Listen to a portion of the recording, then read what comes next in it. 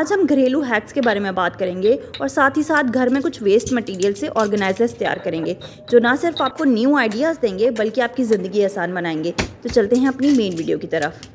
अस्सलाम वालेकुम YouTube family, कैसे हैं आप सब। उम्मीद करती हूँ आप सब खैरियत से होंगे और अपना बहुत ख्याल रख रहे होंगे। हम सब के घरों में इस तरह से लेमन माल्ट की बोतलें पी जाती हैं, लेकिन होता यह है कि ये शीशे की बोतलें ना कोई भी कबाड़िया लेता नहीं है और ये घर में ना इकट्ठी होती जाती हैं। या तो आपको इन्हें कूड़े में देना पड़ता है, लेकिन आप इनको कूड़े में ना दें बल्कि इनसे घर में बहुत सी चीज़ें आप बना सकते हैं, जिनमें से एक चीज़ आज मैं आपको बताऊँगी कि हम इससे एक डेकोरेशन पीस तैयार करेंगे। लेकिन उससे पहले हमने इसके ऊपर से ये स्टिकर्स उतारने हैं। कुछ स्टिकर्स तो बड़ी आसानी से उतर जाते हैं, लेकिन कुछ स्टिकर्स को उतारने के बाद उन पे जो ग्लू लगी होती है ना, उसको उतारना एक काम होता है।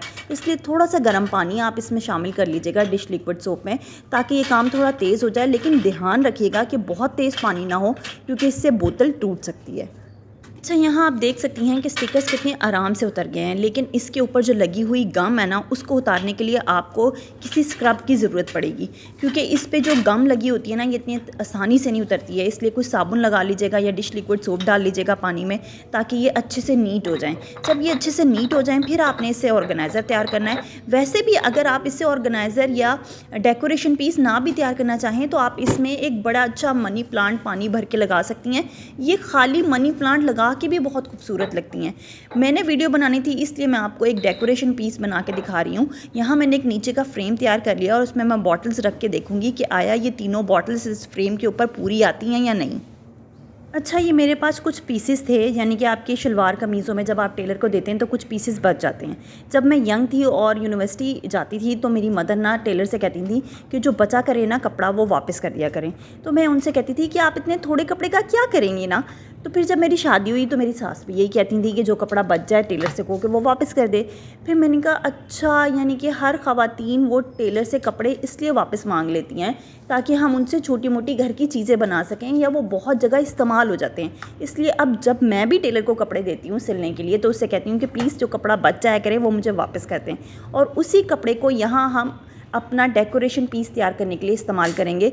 और ये छोटे मोटे कपड़े और ये छोटे छोटे, और आपके पास जो घर में गत्ते आते हैं, यानी कि आपके पास आप ऑनलाइन कोई चीज़ मंगाती हैं और उसमें इतना अच्छा जो पैक होके वो आता है ना, उस पैकिंग के आप चार्जेस पे करती हैं। इसलिए मैं इन छोटी छोटी चीज़ों को संभाल लेती हूँ और उससे कोई ना कोई चीज़ बना लेती हूँ।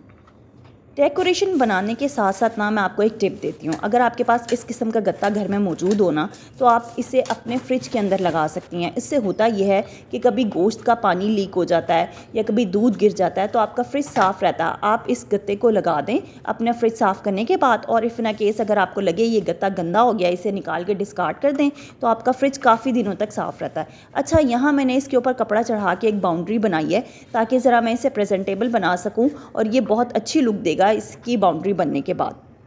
अब आपके घर में कोई भी बची कुची स्टिक्स हों, आइसक्रीम स्टिक्स हों, या हमारे पास डिस्पोजेबल स्पून्स होते हैं या कलर पेंसिल्स होती हैं, बच्चे यानी कि ना शॉप करने के बाद वो छोटी छोटी हो जाती हैं, ये जगह जगह फिक रही होती हैं, तो वो फिकें या छोटी हो के हम उन्हें डिस्कार्ड करें। हम इस तरह उससे एक साइड पे बाउंड्री बना सकते हैं और वो इतनी प्यारी लगती हैं। अगर आपके पास कलर पेंसिल्स हैं आप वो इस्तेमाल कर लें, अगर आपके पास आइसक्रीम स्टिक्स हैं वो इस्तेमाल कर लें, यानी कि आपके पास घर में कोई भी ऐसी चीज़ है जिससे आप एक बेहतर तौर पे डेकोरेशन पीस तैयार कर सकती हैं, तो बड़ा अच्छा हो जाता है कि आपके पास एक डेकोरेशन पीस भी बन जाता है, आपका खर्चा भी नहीं होता और वही पैसा आप किसी और जगह पे इस्तेमाल कर सकती हैं।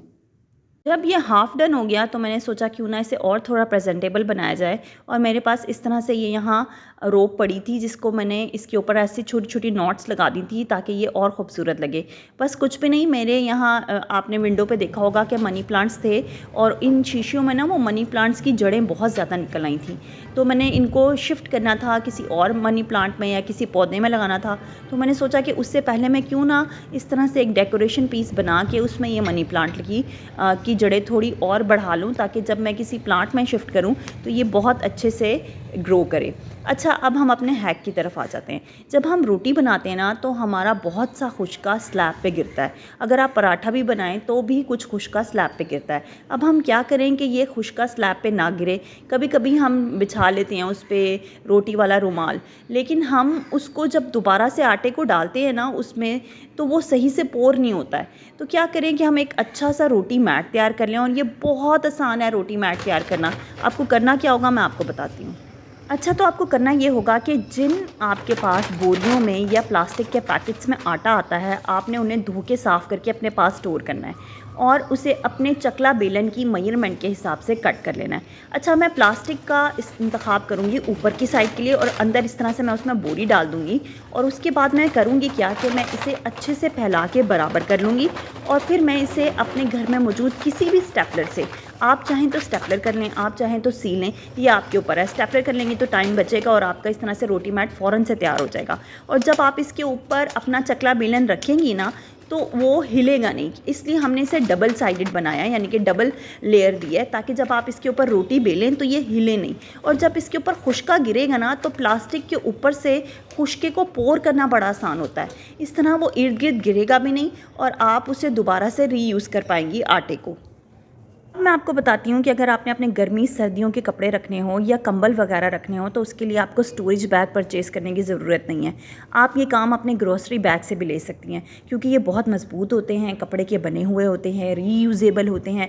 तो आप इसमें ढेर सारे अपने सर्दियों के कपड़े रख सकती हैं क्योंकि सर्दियों के कपड़े ना जगह ज़्यादा घेरते हैं। यानी कि अगर आपके पास बैग्स हों भी ना, यानी कि जिनमें आप कपड़े रखती हों या अटैची हों, तो उसमें ये पूरे नहीं आते हैं और सर्दियों के कपड़े थोड़े मोटे होते हैं, इसलिए मैं इनका इस्तेमाल करती हूँ। आप यकीन माने मैंने आज तक स्टोरेज बैग परचेज़ नहीं किए हैं और एक जो वो बाहर मार्केट में लेके खड़े नहीं होते बेचने के लिए, वो मैंने एक दफ़ा ख़रीदे और वो मैंने ट्रैवलिंग के लिए ख़रीदा। लेकिन आप यकीन माने वो प्लास्टिक के बने होते हैं, उनकी सिलाई इतनी जल्दी उधड़ जाती है, उनकी ज़िप इतनी जल्दी ख़राब हो जाती है। तो कपड़े रखने के लिए मैंने हमेशा इन ग्रॉसरी बैग्स का इस्तेमाल किया है जो कि बहुत फ्रूटफुल रहते हैं। अगर आप चाहें तो ये हैक अपना सकती हैं। अच्छा, अगले हैक पे जाने से पहले ना आपने मुझे एक फ़ेवर देनी है और वो फ़ेवर ये होगी कि आप इन हैक्स में से या आपको इन टिप्स में से या हमने जो डेकोरेशन पीस तैयार किया है या हम जो ऑर्गेनाइज़र तैयार करेंगे उनमें से जौन सी भी चीज़ पसंद आए वो आपने मुझे कमेंट करके ज़रूर बतानी है कि भाई हमें ये चीज़ पसंद आई है। चलिए फिर चलते हैं अपने नेक्स्ट हैक की तरफ। असल में हमारे घर में ये जो चार्जिंग वायर्स होती हैं ना, ये इस तरह से टूट जाती हैं और ये बहुत डेंजरस होती हैं क्योंकि बच्चे भी यूज़ करते हैं, हम भी यूज़ करते हैं और अगर हम इस साइड से पकड़ लेना तो बड़ा ज़बरदस्त करंट लगता है। इसको सेव करने के लिए हम अक्सर टेप लगा लेते हैं लेकिन ये तब भी सिक्योर नहीं होती हैं। इसलिए आपको मैं एक तरीका बताती हूँ कि आप इसको टूटने से ही बचा सकते हैं। वो क्या तरीका होगा, उसके लिए हमारे पास कुछ बॉल पॉइंट्स होते हैं जो कि ख़त्म हो जाते हैं, तो उसके अंदर की एक वायर होती है जिसको आप इस्तेमाल कर सकते हैं इसको टूटने से बचाने के लिए। आपने स्प्रिंग वायर को ना इसके ऊपर चढ़ा लेना है और इससे होगा ये कि इससे आगे से जो वायर है ना वो मुड़ेगी नहीं।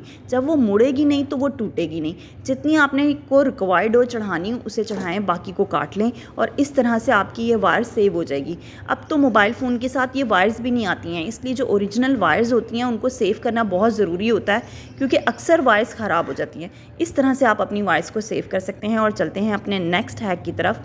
आप लोगों के घर में, सबके घर में टूथपेस्ट आता है। जब टूथपेस्ट आता है तो उसका कवर संभाल लें और बच्चों को एक छोटू सा ज्योमेट्री बॉक्स बना के दे दें, ख़ास करके उन दिनों में जब वो पेपर देने जाते हैं क्योंकि अक्सर वो अपना ज्योमेट्री बॉक्स भूल आते हैं या गुमा आते हैं। तो आप इस सूरत में एक छोटू सा ज्योमेट्री बॉक्स बना के दे सकती हैं या घर में जगह जगह जो पेंसिल्स इधर उधर पड़ी होती हैं आप उन्हें इस तरह से ज्योमेट्री बॉक्स बना के उसमें सेव कर सकती हैं।